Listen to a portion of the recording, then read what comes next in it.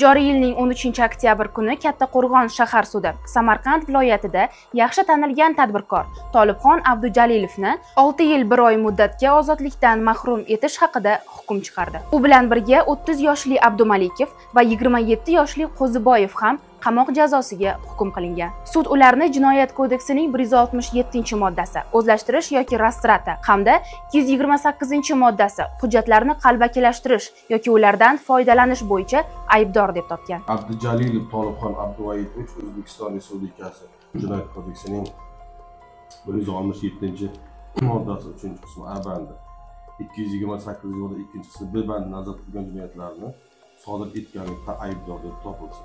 Uzr kesil 6 yil 1 oy ozodlikdan mahrum qilish jazosi tayinlansin. Hukm chiqarilishi bilanoq ijtimoiy tarmoqlarda turli bahslar va videolar tarqalishni boshladi.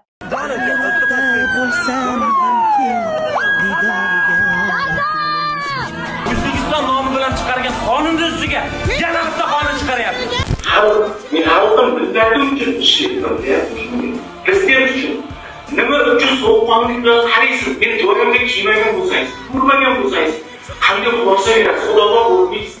Effekt.uz tahririyati voqeani o'rganish maqsadida Samarqand viloyatiga yo'l oldi. Abdujalilov Oqdaryo tumanidagi M37 yo'li bo'yida katta bozor qurgan. Bozor Mag'iz yong'oq bozori nomi bilan tanilgan bo'lib, har kuni soat 18:00 dan keyin faoliyat yuritadi. U yerda 500 dan ortiq tadbirkor savdo qilib, kunlik daromad quradi. U shuningdek 30 gektarga yaqin yong'oq va shaftoli bog'iga ham egalik qiladi. E'tiborlisi, Agrobankning Oqdaryo filiali tomonidan tadbirkorga 7 yillik muddatga yillik 14% bilan 7 milliard so'm imtiyozli kredit ajratilgan. Kredit mojarosi bo'yicha keyin u qamoqqa olingan. Tergov ma'lumotlariga ko'ra, barakasini bersin tomorqa mas'uliyati cheklangan jamiyatining norasmiy rahbari bo'lgan Abdujalilov ajratilgan kredit mablag'larini United Joy Group mas'uliyati cheklangan jamiyati bilan go'yoki soxta shartnoma orqali naqdlashtirib, o'zlashtirgan. Biroq Effekt.uz manbalari va sud jarayonidagi bayonotlar bu ayblovning barcha jihatlari aniq emasligini ko'rsatmoqda. Sud jarayonida ma'lum bo'lishicha, mazkur kredit prezidentning Oqdaryo tumaniga tashrifi arafasida beriladi. Hududdagi obodonlashtirish ishlari, yo'llarni ta'mirlash va loyihalarni ko'rsatish uchun tayyorgarlik ishlarini aynan Abdujalilov o'z hisobidan amalga oshirgan. Mahalliy manbalar ta'kidlashicha, bu ishlar hokimliklar zimmasida bo'lishi kerak edi. Ammo amalda tadbirkorning zimmasiga tushgan. Shu bois Abdujalilov prezident tashrifiga hozirlik qurboniga aylangan degan fikrlar jamoatchilikda keng tarqalmoqda. Vaholanki o'sha vaqtda prezident Oqdaryoga borgan, faqat davlat rahbariga Abdujalilovning loyihalari ko'rsatilmagan. O'shanda Shavkat Mirziyoyevga Mag'iz yong'oq bozoriga yaqin mahallada qurilgan 32 umumta'lim maktabi ko'rsatilgan. U yerda prezident Abdujalilovning katta o'g'li bilan ko'rishgan. Assalomu alaykum hurmatli xalqim. Prezidentimiz Shavkat Miromonovich, men 4 oydan beri noto'g'ri ayblanib qamalgan tadbirkor Tolibxon Abdujalilovning o'g'li Shodiyorxonman. Prezidentim 2 yil avval uchrashganimizda otamga rahmat aytgan edingiz. Faxrlanaman sen bilan, g'ururlanaman. Ota-onaga mendan rahmat qo'yingiz. Bugungi kunga kelib, ilojsiz yomon ahvolda sizga murojaat qilyapman. Otam 32 gektar yerda qiyinchilik bilan bor imkoniyatini ishlatib, agrokompleks qurgandi. Shunaqa qiyin vaziyatda bank rahbarlari mahallamiz, korxonamiz va uyimizni obodonlashtirish uchun fermamizga katta pul o'tkazdi. Bu pullarga o'zlari 3 ta qurilish guruhi yo'llab, juda katta hudud obodonlashtirildi. Keyinchalik bizga kredit ajratildi. Bank obodonlashtirishga o'tkazgan pullarini qaytarib oldi. Natijada otam Turkiyadan texnika olib kelaman degan kredit mablag'iga O'zbekistondan arzonga eski texnika olishga majbur bo'ldi. Kreditni bir qismini qaytargan bo'lsak ham, qolganini qaytarishda qiynalganimiz uchun bank bizni sudga berdi. Garovdagi davlatdan ijaraga olingan bog' va yana bir binomiz auksionga chiqarildi, lekin sotilmagach, bank o'zi ishlatishga bosh-qosh bo'lgan kreditni prokuratura orqali maqsadsiz ishlatdi deb otamni jinoyatchiga chiqardi. Otam Xitoydan, Koreyadan investor topib, yangi loyihalar boshladi. Kreditni to'lash choralarini ko'rdi. 100 ming kishilik yong'oq bozorini ham rivojlantirdi. Otam pulni qaytarmoqchi edi. Otam jinoyatchi emas. Prokuraturaga viloyat hokimi otamni tergov surishtiruvi 6 oyga protokol tuzib kechiktirilishiga topshiriq berdi. Shunday bo'lsa ham berilgan muddatdan 3 oy oldin otamni qamashdi. Hamma mol-mulkini taqiqqa qo'ydi. Otamni himoya qilmoqchi bo'lganimda kreditga aloqam bo'lmasa ham tuhmat qilib, menga ham jinoiy ish ochmoqchi bo'lishdi. Davlatdan chiqib ketishga majbur bo'ldim. Otam yolg'iz farzand bo'lgani uchun oilada harakatda faqat ukam qoldi.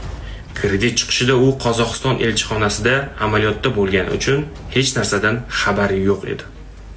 Viloyat rahbarlari Nozir Aliyevich tadbirkorlar kengashi yordam berishdi, lekin baribir bank prokuratura bilan kelishib bo'lmadi.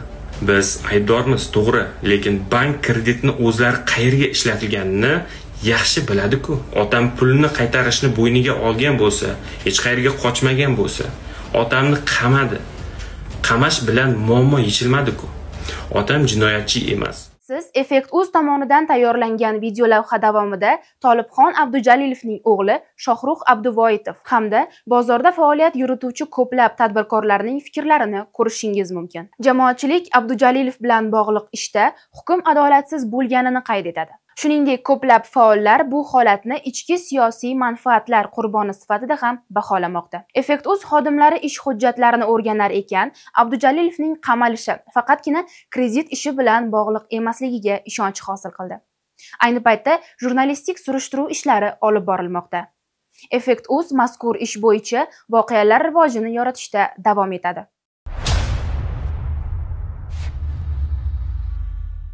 Tadbirkor Tolibxon Abdujalilovning ikkinchi o'g'li bo'laman. Hozirgi kunda bizni otamizga nisbatan bo'layotgan jarayonlar yuzasidan Effekt.uz internet saytiga o'zimizni munosabatimizni ochiqlamamiz bilan videorolikka o'zimning murojaatim bilan yo'llamoqchiman xalqimizga. Otam tadbirkor Tolibxon Abdujalilov 30 yildan buyon mana shu quruq mevalarni qayta ishlab eksport qilish sohasi bilan shug'ullanib kelayotgandi.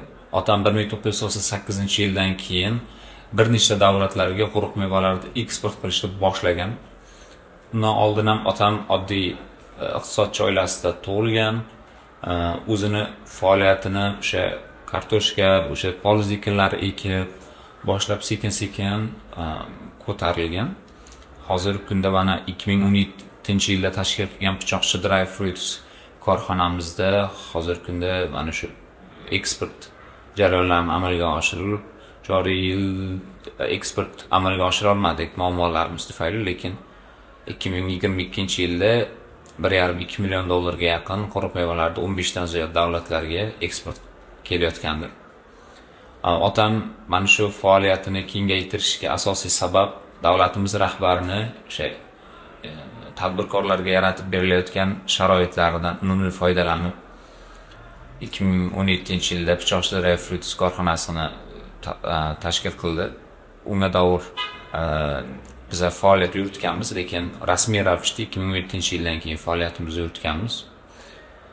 Prezidentimizni tadbirkorlarga yaratib berilayotgan imkoniyatdan foydalanib, prezidentimiz mana shu suvli yerdan otamga 55-57 prezident farmoni bilan 30 gektar bog' uchun va 3 gektar agrologistika markazini qurish uchun yer ajratildi. Otam bu vaqt davomida mana shu 2018-yildan keyin bu ajratilgan bo'lsa, Turkiyadan Chanter navli yamoq navlarini olib kelib 30 gektar bog' tashkil qildi. Uning ichida juda ham sifatli, juda ham sifati yuqori bo'lgan shaftoli navlari ekdik. Hozirgi kunda bog'larimiz juda ham chiroyli ko'rinishga kelgan. Agrokompleksimizga ham katta investitsiyalar jalb qilib, Xitoyda Sunrise, Koreyaning Reporter va Turkiyaning bir nechta korxonalarida investitsiya jalb qilib, juda katta mana shu hozir ko'rib turgan agrokompleksimiz tashkil qildik. Buni ichida dukkakli mahsulotlarni qayta ishlash, quruq mevalarni qayta ishlash, qurilish mahsulotlarini ishlab chiqarish sexlari bor. Undan tashqari 10 ming kishini qamrab oluvchi mavsumiy yong'oq bozori ham mavjud. Buni xalqimiz uchun juda ham qulay ko'p otam barpo qilgan, mana hozirgi kunda faoliyatda.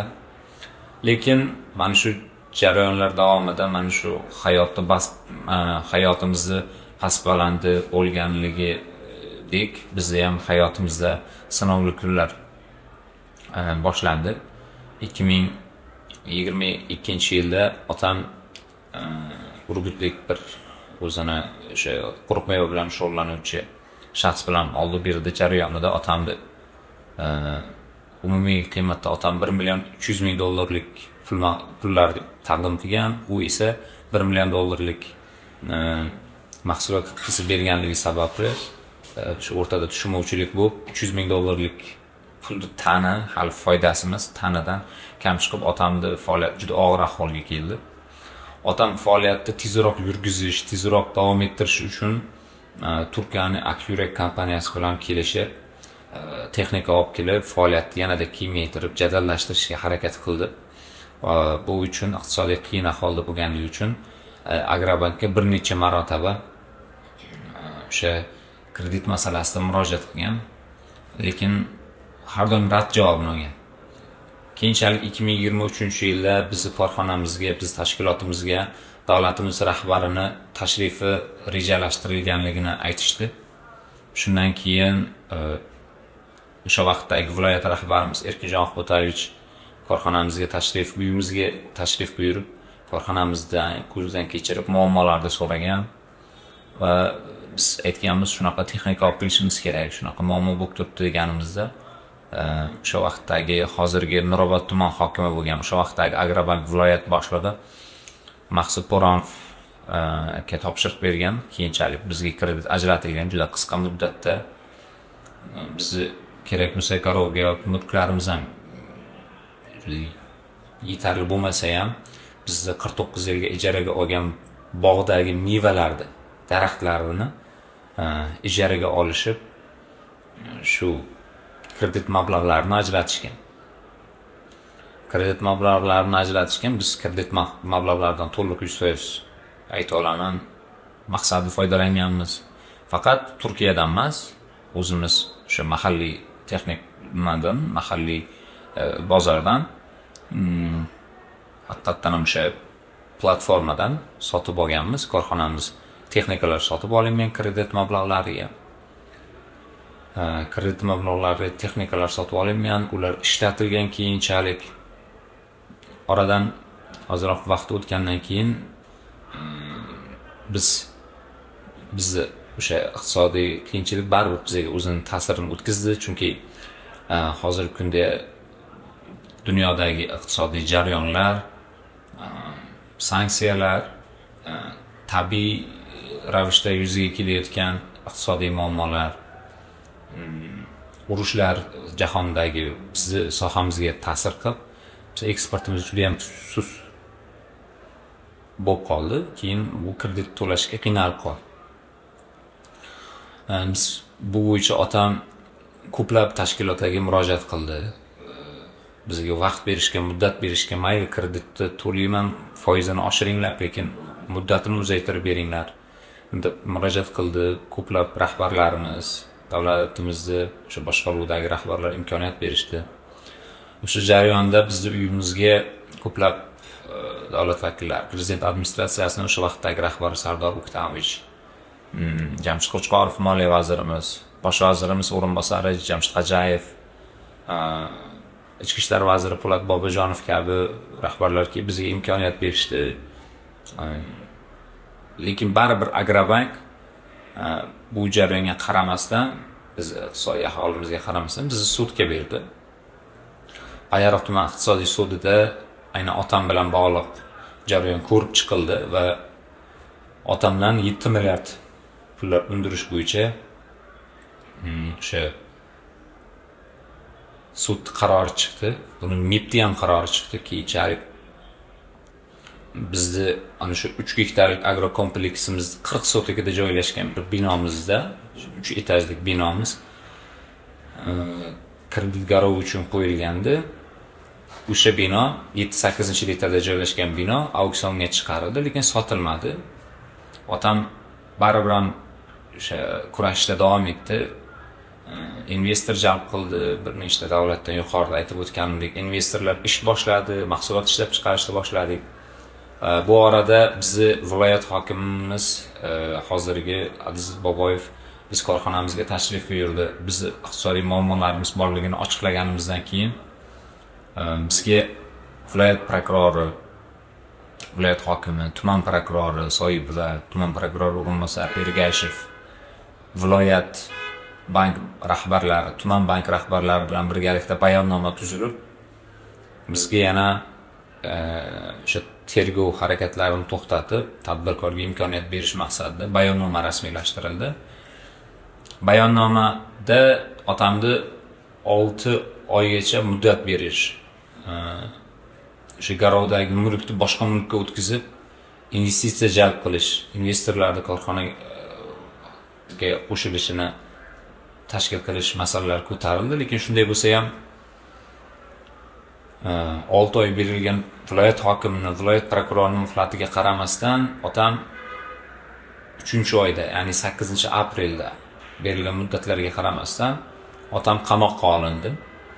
Qamoqqa olish tarzi ham prokuraturaga aldab chaqirildi deb ayta olaman.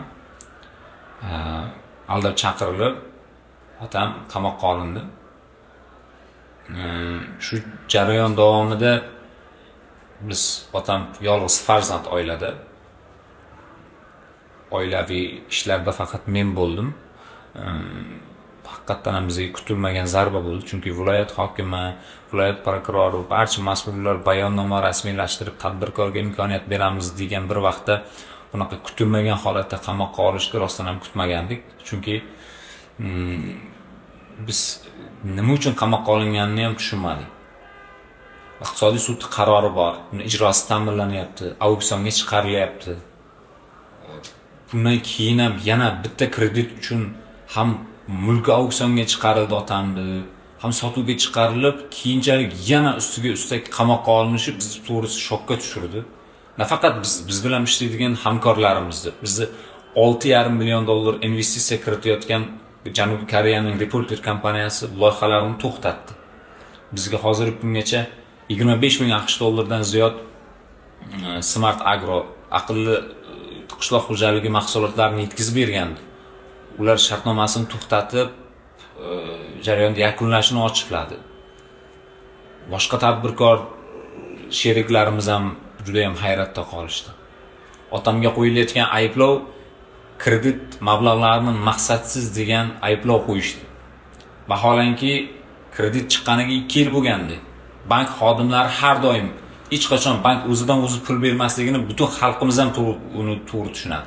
Kredit olishdan to uni sarflashgacha juda ham jarayonlari bosqichma-bosqich hujjatlar asosida amalga oshiriladi. Monitoring, dalolatnoma, ma'lumotnoma degan narsalar bor. Uni barcha yaxshi tushunib turibdi. Bizda bank xodimlari har doim bizni korxonamizga kelib, monitoring o'tkazib, pechat qo'yib, imzo qo'yib, muhrlab, kreditni maqsadda ishlatilganligi bo'yicha ko'rsatmalar bergan. Tumanda hokim yordamchisi mahallamizga biriktirilgan. Ular kelib ko'rgan, dalolatnoma tuzgan. O'sha vaqtdagi Daminov tuman agrobank boshlig'i, Rahmatov degan o'sha bank xodimlari barchasi kelib sud jarayonlarida ham bu narsani ochiqladi. Lekin baribir Oqdaryo tuman prokuraturasidagi tergovchi bu narsalarga qarab o'tirmadi. Bilmadim ular qaysi zarar uchun, qaysi qarz uchun dadamni qamashdi. Chunki undirib bo'rilgan narsaga yana bir marta undirilishi juda ham bizni hayratga soldi. Keyinchalik biz bu muammoni yechish maqsadida ko'plab tashkilotlarga murojaat qildik, prezidentimizga xat bilan murojaat qildik, boshqa tashkilotlarga murojaat qildik. Bu yerda bitta yechim deyishdi, shu bizga berilgan 2030-yilgacha berilgan kreditni birdaniga yopishdi, maslahat berishdi. Shunda bu 167-modda talon-taroj qilish degan narsa yo'qoladi, chunki zarar qoplangandan keyin ozodlik bilan bog'liq, ozodlikni cheklash bilan bog'liq bo'lmagan jazo qo'llaniladi deb aytishdi. Ochig'i men bu narsaga harakat qildim.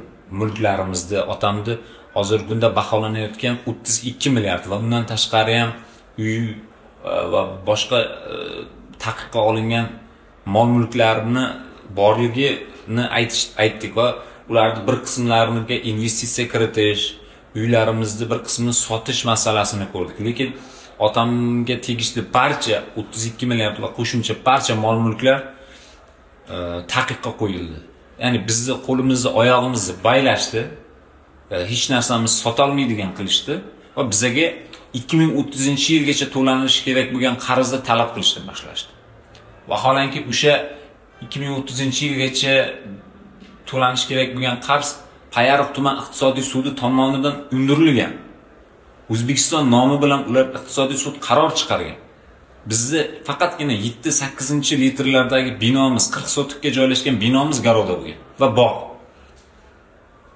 Lekin ular biz tushunmay qoldik. Bank bilmadim, bu yerga balki mijoz topib, uni arzonroq sotishga urinmoqdami yoki boshqa mol-mulklarni ham olish maqsadida o'sha solidar tartibda undirilish sud qarori chiqdi. Keyinchalik ham boshqa mol-mulklarni ham arzongarovga olishni rejalashtirilgan. Biz tushunmadik. Biz bir necha marotaba mana shu tergov jarayonida ham, sud jarayonida ham otamga yordam bermoqchi bo'lgan do'stlari, tadbirkorlar kelib binolarimizga pul tikmoqchi bo'lishdi. Lekin bular bank bunga rozi bo'lmadi. Xuddi davlat pulini to'laylik, muammoni bartaraf qilaylik deganimizda ular ko'nmadi. Xuddi ularga muammo kerakdi. Bizni prokuratura qo'ymaydi. Otang bilan bog'liq muammosi bor deb turib olishdi. Biz bu jarayonda ochiq o'zim shokka tushdim. Chunki otam hech kimga hech qachon yomon gapirmagan, aksincha xalqimizga, elimizga, davlatimizga o'z xizmatlari bilan, fidokorona xizmatlari bilan bir necha prezidentimiz taqdirlagan, tumanimizda necha marotaba otamga o'sha o'z rahmatlarini aytishgan mas'ullar.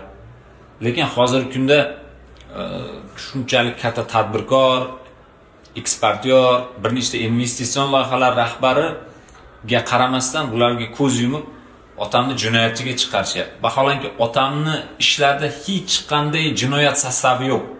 Otamga 228-moddani qo'yapti. Hujjatlari soxtalashtirish deb. Otam hech qanaqa hujjat soxtalashtirmagan. Biz buni barcha dalillarni sudga taqdim etdik. 167-o'zlashtirish bo'yicha otam hech qanday asos yo'q, hech qanday dalil, hech qanday asos yo'q. Chunki otam 2023-yildan keyin o'zini 6 ta mashinasi, Samarqand shahar va mana shu hududimizda joylashgan uylarni sotib, mana shu loyihalarga tikkan. Otam u kredit mablag'larini o'zlashtirmagan. Otam yiliga 2 million dollardan ziyod eksport qilgan. Hech qachon davlat 7 milliard pulini o'zlashtirishni, o'g'irlashni rejalashtirmagan. Buni hozir biz aytganimizni hech kim eshitmayapti. Biza to'g'ri, biz davlat pulini to'laymiz. Biz hech qachon davlat pulidan qochgan joyimiz yo'q.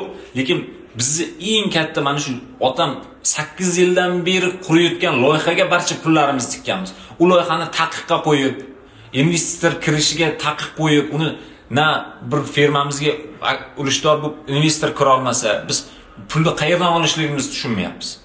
Xuddiki bor mol-mulkimizni taqiqqa qo'yib, yana pul ber degandek gap. Biz unaqa darajada katta miqdordagi eksport amalga oshirganimiz bilan biz katta mablag'larni biz olib yurmaganmiz. Bizni bor pulimiz mana shu aylanmada bo'lgan.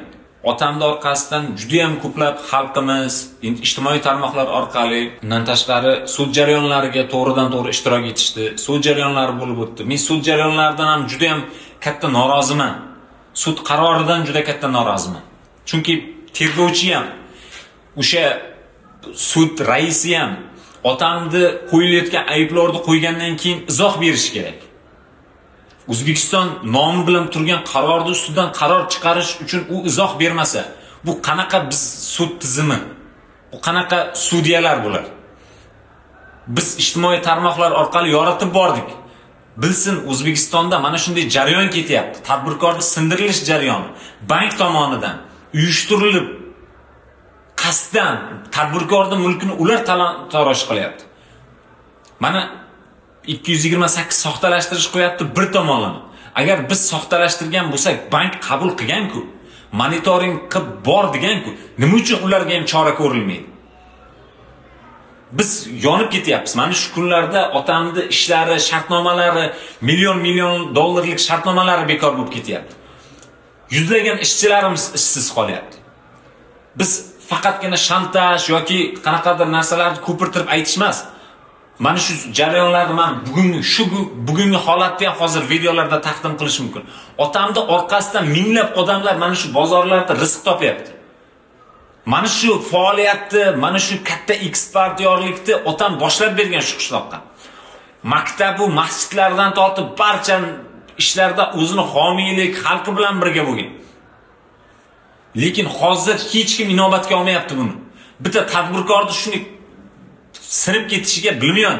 Nima uchun shunday qarab turishyapti? Bu butun bir bizni otamizga emas, butun bir O'zbekistondagi tadbirkorlarga beriladigan baho-ku. Mana shu xitoylik investorlarimiz bor, koreyalik investorlarimiz bor, turkiyalik investorlarimiz bor. Ular bitta o'zi emas, bu hammasi og'izdan og'izga bu davlatimizning siyosati haqida, prezidentimizning olib borilayotgan tadbirkorlar haqidagi siyosatiga yomon ta'sir ko'rsatmaydimi? Men emotsiyaga kirishni xohlamayman. Lekin bizni ayblash uchun, bizni otamiz qamash uchun qanday ularda asos borligi meni qiziqtiradi. Va qanday asos bilan sud qarorini o'qib bir insonga asossiz ravishda 6 yil va 1 oy qamoq berish bu bilmadim. Men o'zim ham Xalqaro islom akademiyasida xalqaro siyosat fanini o'qiganman. Hech qachon o'sha hech qaysi bir davlatda kredit uchun tadbirkorlar qamalmaydi. Chunki tadbirkor ahmoq yoki bank ahmoq emaski, tadbirkorga garovi bo'lmasa, agar to'la olmay qolsa, undirishga bir narsasi bo'lmasa, kredit bermaydi. Bizni mol-mulkimizni nimaga garovga qo'ydik agar ular ras qamat yeydigan bo'lsa, nima uchun bizni mulkimizni garovga olib hamma joyimiz taqiqqa qo'yib tashladi? Ham otam qamoqda o'tirsa, ham bizni mol-mulklarimiz undirilsa, bu qanaqa jarayon bu? Biz shunchaki jinoyat qilib, agar bir narsani o'zlashtirgan bo'lsak, buni hech bo'lmasa asosi bo'lish kerak-ku. Buni ham o'rganadigan tashkilotlar bor-ku.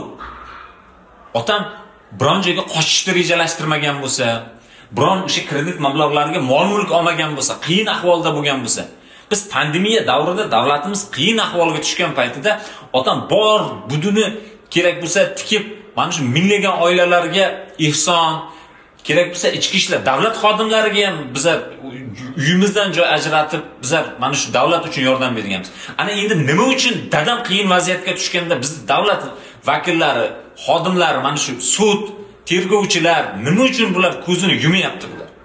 Axir hamma tadbirkor bankrot bo'lishi, iqtisodiy qiyin ahvolga tushishi bu jinoyat bo'lsa, qanchadan qancha odamlar qamalib ketish kerak?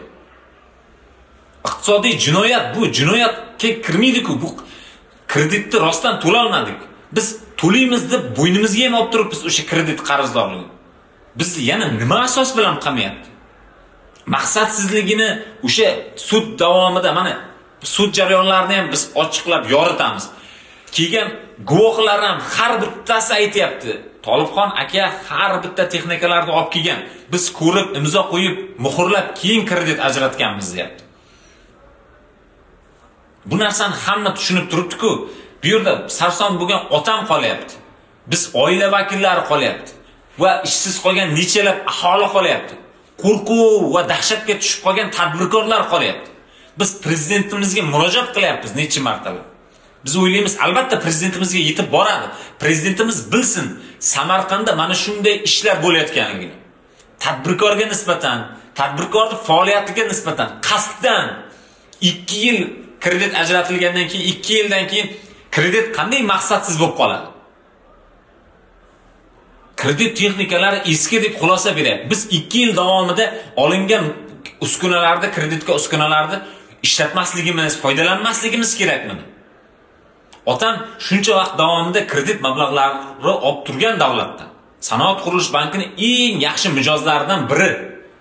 Lekin Agrobank biz tushunmayapmiz Agrobankni. Aynan Samarqand filiali. Balki rahbariyat, Toshkent bu narsalardan xabari yo'qdir. Lekin mana shu Samarqandda bo'layotgan ishlarda bir o'rganib ko'rish kerak-ku. Bu bitta tadbirkorning taqdiri bu qolganlarga o'rnak bo'ladi-ku. Prezidentimiz mana shu kredit mablag'lari chiqqandan keyin bizni otamizga mukofot beryapti. Ayblov xulosasida yozyaptiki, jinoyatni rejalashtirib, jinoiy guruh tuzib, jinoiy sheriklari bilan til biriktirib deb yozyapti. Jinoiy guruhga, jinoyatni til biriktirgan odamga prezident hech zamonda mukofot beradimi? Prosta biz hozir prezidentimizga yetkiza olmayapmiz bu narsalar. Rahbariyatga yetkiza olmayapmiz. Asos ko'rsatmayapti. Shunday o'tiryapti sudya, mana shu moddalar bilan qamaladi, mohiyatini, bu qamalishni mazmunini ochiqlab beramiz deb o'tirib ochiqlamayapti. Na tergovchi, na prokuror, na sudya. Shuning uchun men o'ylayman, xalqimizdan ham, mas'ul rahbarlardan ham so'rayman. Bu narsaga iltimos befarq bo'lmaysiz. Meni otamning sog'lig'i juda yomon. Qandli diabet, sahr bilan og'riydi.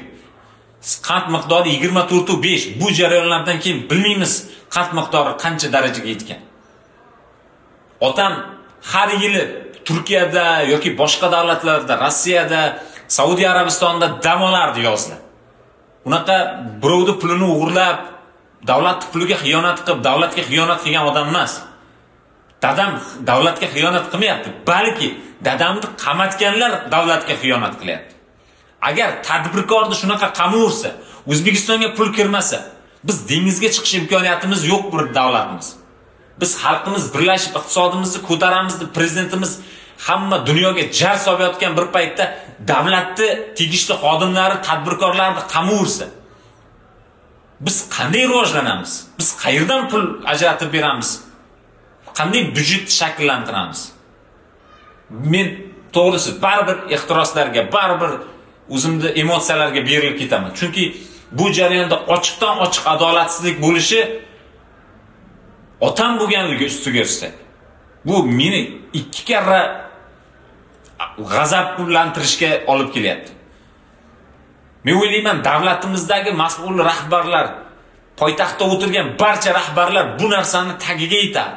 Samarqandda bo'layotgan bu ishlarga albatta tagiga yetishadi. Samarqand bedaroz emas. Qisqacha qilib aytganda, biz kurashishda, otam uchun kurashishda davom etamiz.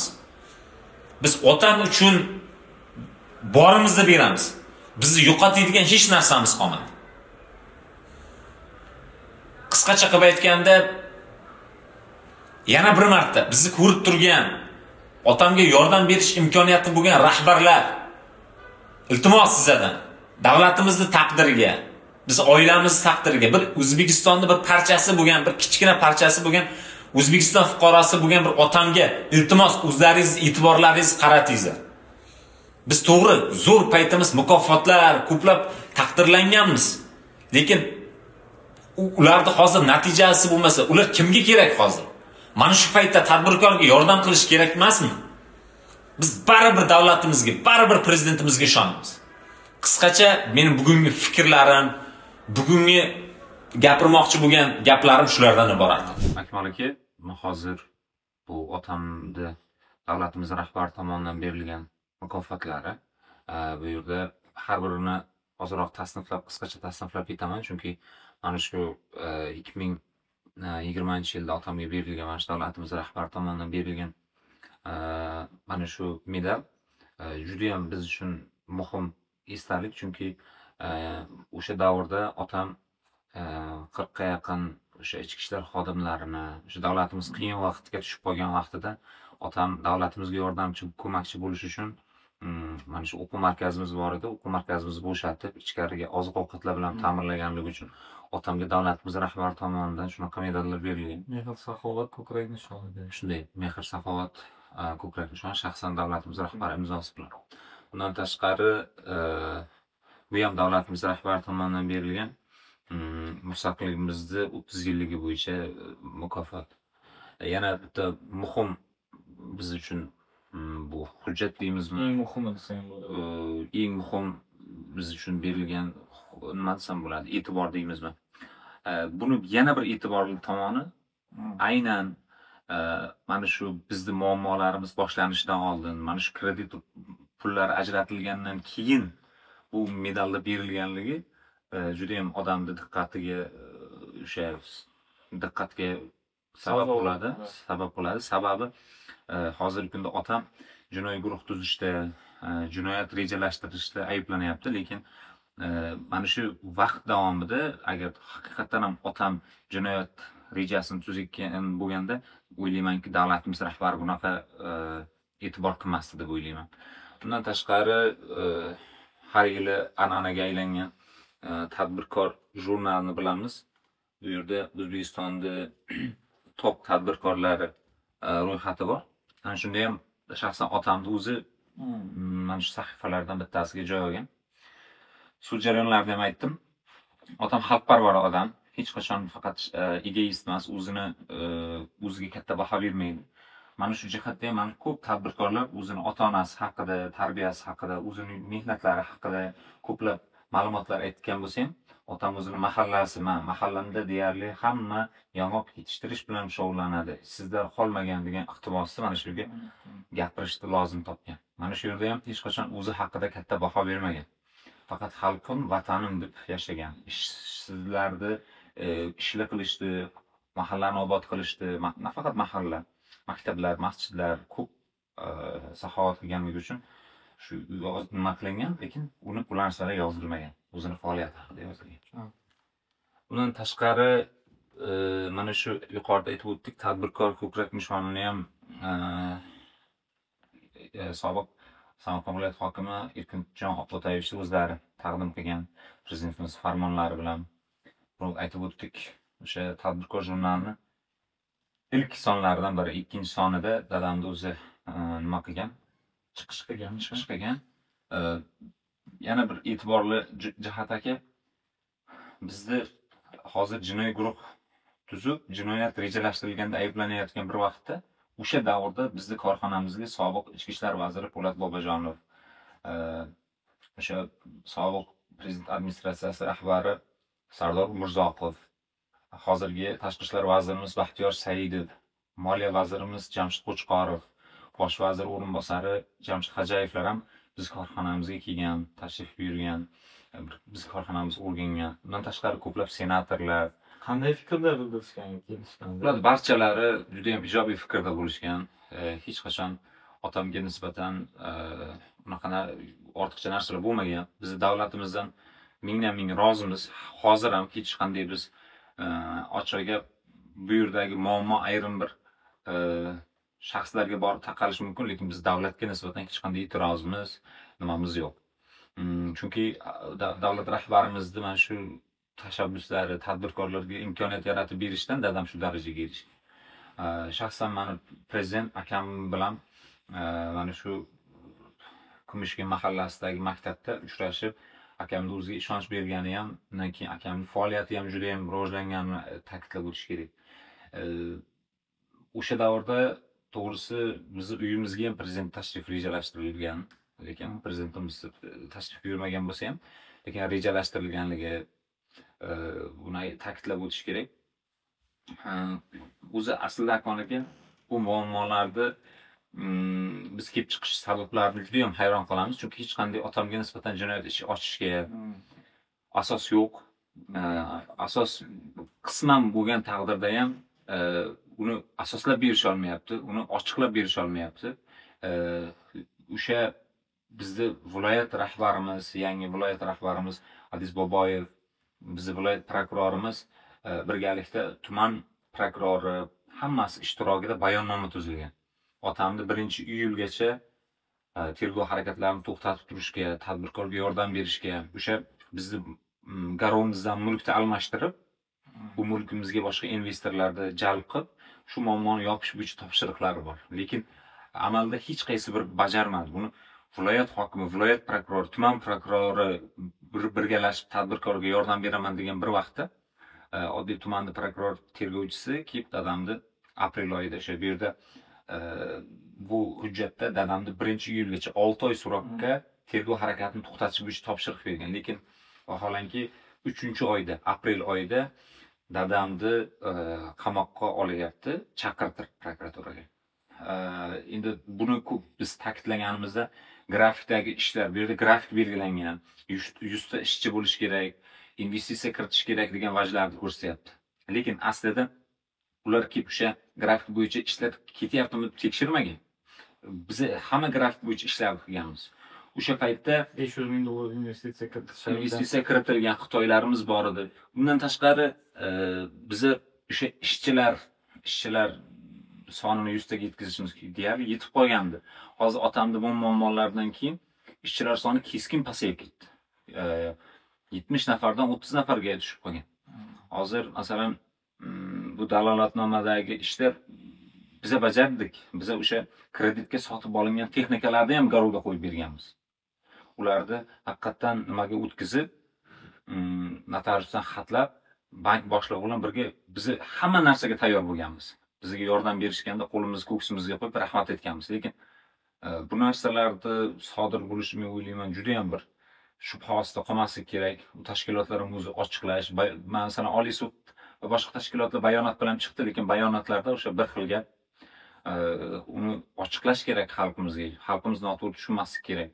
Agar men otam ham sud jarayonlarida aytdi, aybim bo'lsa men aybimni tan olaman, lekin meni aybim bu yerda men tushunmay qoldim deb aytayapti.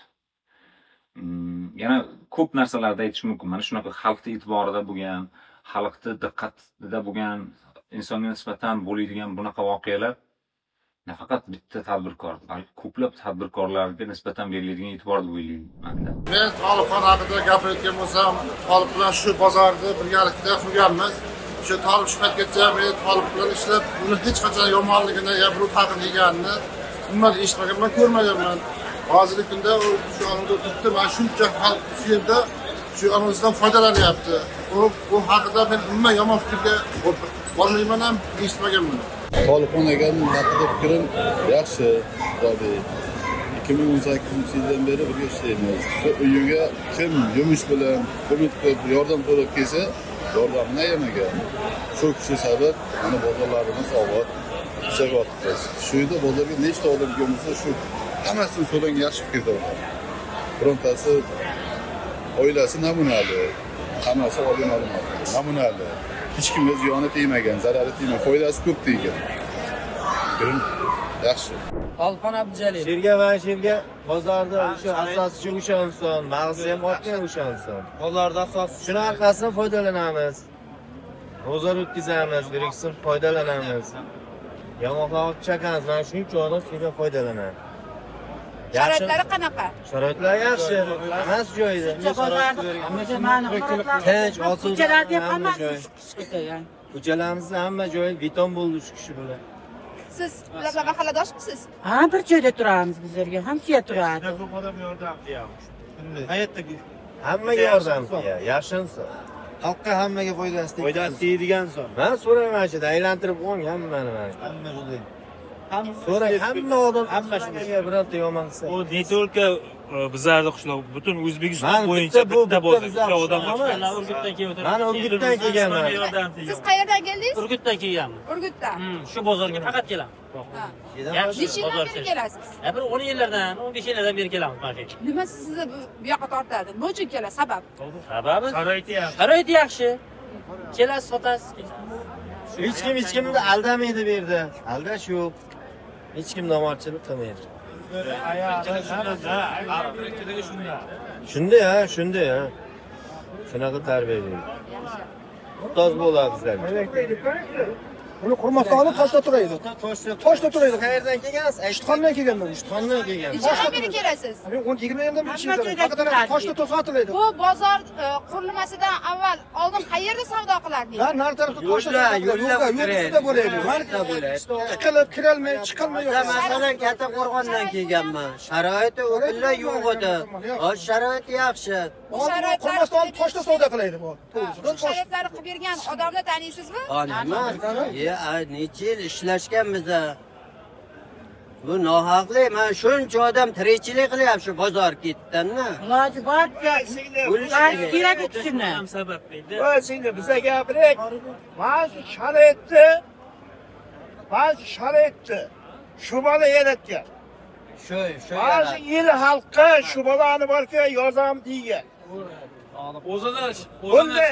o'zini shaxsiy pulidan $1,5 million xarajat qilib shu bozorni qurgan. Kredit Opelda kredit olgani yo'q edi. Kredit yo'q edi. Ana shu kredit berib, tadbirkorni sindirdi. Maktablarga ham o'zini kissasidan shaxsiy puliga qurgan bozor. Ana shu bolani hurmati, ana shu bolani yo'l yo'rig'i bilan mana shu yo'l ana shu yo'l asfalt bo'ldi. Asfalt bo'lgan, svet bo'ldi, boshqa bo'ldi. Yetishmovchiliklarga yordam berdi, uylarni kimlarga yordam qildi u odam. Bu nohaqlik uni qamash. Shuncha tadbirkor berdi, tadbirkorni sindirish bo'lyapti bu bank tomonidan. Bundayda kreditni berib, bundayda kreditni berib tadbirkorni o'ldirish emas. Nima qilyapti bular? Nohaqlik qilyapti. Men ochiqcha aytaman shu gapni. Nima qilyapti ular? Shuncha xalq. Ha, shuncha xalq voqea aynab ro'zg'ori o'tyapti. To'g'rimi? Ro'zg'ori o'tib turibdi. Singlim, nechta viloyatdan kelyapti? 10 minglab, 20 minglab odam kelyapti. Nechta xalqni boqyapti? Buyog'i Navoiy, buyog'i Jizzax, buyog'i Qashqadaryo, Surxondaryo. Hamma joydan ana shu odamlar kelyapti. Bu nohaqlik, u bolani sindirib tashyapti. U nechta odamga yordam qildi. Mana shu yerda borki, mana shu ko'chani ham shu bola hamma narsani bo'yniga qo'yib tashlash nohaqlik-ku. Nima qilyapti bular?